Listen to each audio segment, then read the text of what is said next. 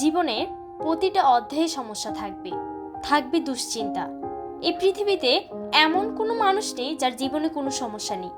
আমরা প্রত্যেকেই আমাদের নিজস্ব লড়াইয়ে প্রতিনিয়ত ব্যস্ত, কিন্তু জীবনের সবচেয়ে বড় সত্য হলো এই লড়াই আমাদের আরো শক্তিশালী করে তোলে। মানুষের অন্তরে যত নেতিবাচক প্রবণতা রয়েছে তা জয় করার জন্য প্রতিনিয়ত নিজেকে গড়ে তুলতে হয়।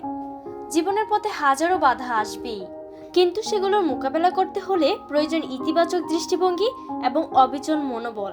যারা হতাশার মাঝেও আশা খুঁজে পায়, যারা নিজেদের দুর্বলতাকে শক্তিতে পরিণত করতে জানে, তারাই জীবনের প্রতিটি চ্যালেঞ্জের মুখোমুখি হতে পারে।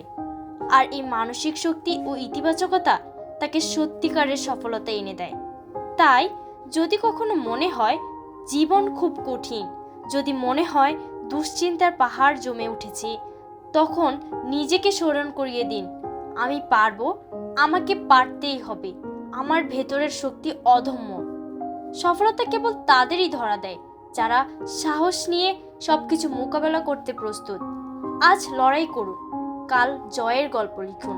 বাঁচুন বিশ্বাস নিয়ে, এগিয়ে চলুন সাহস নিয়ে।